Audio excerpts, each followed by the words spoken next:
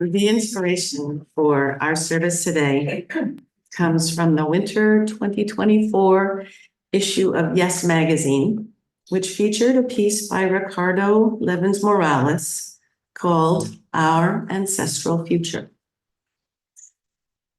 The chalice lighting included some of the words from that piece. And he writes, "We don't just need our ancestors, they need us. We are their anchor point in the future. We are who they dreamed of and fought for, who they walked toward. And in the same way, we must walk toward those who wait for us." Morales says we're at a turning point, that we all feel it, that this is where I'd like to begin, with the recognition that we live in a time of great upheaval. Wars are erupting, authoritarian governments are on the rise. The fate of our nation seems uncertain. Here in California, in Santa Cruz County, we see homelessness, drug addiction, and mental health crises on our streets every day. And as a backdrop to all of this, as a threat multiplier, there's climate change. That huge, ominous threat that adds to our overall sense of unease. Our beautiful atmosphere extends up from Earth's surface many thousands of miles, becoming increasingly thinner with distance, but always held by Earth's gravitational pull. Our atmosphere surrounds the planet and holds the air we breathe. It protects us from the cold and the dark of outer space. It's a protective bubble in which we live. It consists of less than 0.1% of carbon dioxide. But that CO2 plays a crucial role. It acts as a blanket that protects the escape of heat into outer space. It keeps us warm. In the past 200 years or so, since the Industrial Revolution, we've been adding more and more carbon dioxide to the mix. So much so that the atmosphere is now holding more heat. It's remarkable, really. The writer Emma Maris has said, "We've been changing the landscapes that we inhabit for millennia. And at this point, our reach is truly global." Inhale, take a breath in. That breath has 36% more molecules of carbon dioxide than it would have in 1750. Because our atmosphere is warming, our weather patterns are changing. The snowpack and the Sierra is shrinking. Bird populations in Santa Cruz County are decreasing. As we go about our days, as we live our lives, it's important to take a moment to acknowledge all that we fear and all that we feel, to acknowledge the massive changes that are going on around us, politically, environmentally, socially. We should mourn. We need to mourn what we fear and what we are losing. So take a moment to consider the threats and fears you feel and allow yourself to grieve.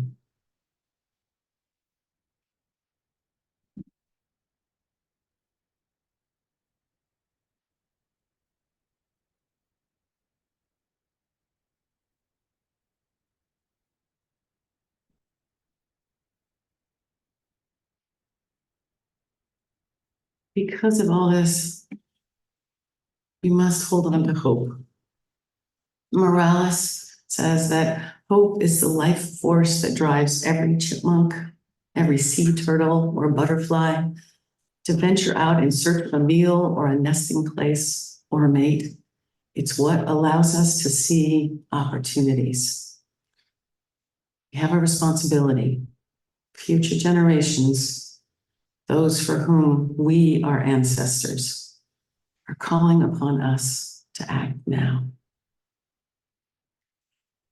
I want to be clear, though, that future generations are not asking us to save the planet. They're asking us to move beyond that thinking. Earth does not need us to save her. Our dear Earth's long history, in that history, Earth has experienced many major climate shifts and many major shifts and countless minor ones. When life first appeared on the planet about 4 billion years ago, it triggered changes in the atmosphere. Depending upon which gas was prevalent at that time, skies were either blue or they were pink. 56 million years ago, tectonic movements triggered huge releases of our greenhouse gases, methane and carbon dioxide, and global temperatures shot up. It was hot enough for crocodiles to live near the North Pole and for palm trees to grow in the Arctic. So our planet can handle climate change. It's not her we need to save, it's ourselves. It's our ability to govern ourselves and to steward the natural world. Those are the things that we need to give attention to. Our task is to look toward the future and to think of this time of ourselves as the past. In this critical moment, let us think and act in such a way as to create the conditions for the best possible outcome 50 years from now, or 100.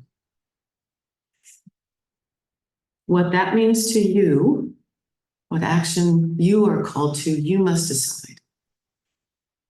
And I can say, as Unitarian Universalists, we are committed to working together and building strength through community. Terry Witz is organizing Get Out the Vote effort. Participate. Take letters home. Write them. The Green Team has a list of 15 actions that were surfaced by members of this fellowship. Number 1 is that members want to be notified of local climate change activities or actions. I personally pledge I will do my part to keep y'all informed and to let you know what's going on. Number 2 on that list is to explore ways to lessen energy use and waste on this campus. I think we do a really good job managing our waste. We care about it, we pay attention. We're recycling, we're composting, we're reducing our waste. But who is in for working on energy use? Think if that might be something you could lean in.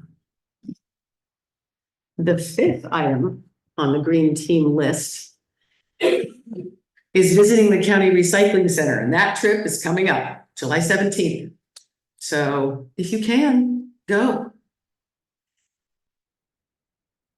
And I'm going to add one more suggestion of my own, which is this: champion climate planning in our communities. If you want to shape the future, that is certainly one way to do it. Let's look at those plans. Let's see what's in them, what's not. And then let's become advocates. Let's see to it that more trees are planted and parks are built. Solar panels are installed over more parking lots and on more buildings.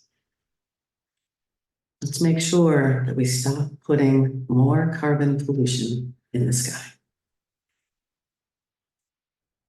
In August 2020, the CZU fire burned more land in Santa Cruz County than all wildfires in the previous 70 years combined. It destroyed more than 900 homes. Half of the fire victims who still own their property have not initiated any action to rebuild. Last October, the Santa Cruz County Board of Supervisors took the first step toward developing a transfer of development rights program for victims of natural disasters. The program would enable building on a different site than the one that was destroyed, so that we can build back safer. That is an example of forward thinking and building our world with awareness. One step leads to the next. Climate change teaches us this. Global warming doesn't happen in a year. It happens over many decades. The changes that we're seeing today were not caused by this year's emissions or even last year's. They were caused by 200 years of emissions, of 200 years of carbon pollution building up in the atmosphere. Jonathan Foley, the Project Drawdown, says that climate solutions work the same way. It's not about what a climate solution will do in 2050. It's about what it does now and every day until 2050 and 2080 and beyond. The world to come lies beyond our imaginings. But what we can do, what we do today can influence who we are today, how we live. So let us build a vision for what might be and work toward it. Morales ends his piece by saying, there are some who are waiting for us. I can feel them. They stand in a circle beside a wide river summoning us, their ancestors, for a ceremony of gratitude. They're thanking us for all we did during the confusing, frightening time of the turning, how we rose to the occasion, how we never gave up, so that one day they could stand here beside a river, birds chirping and water rippling, and honor us. It's what ancestors live for, literally.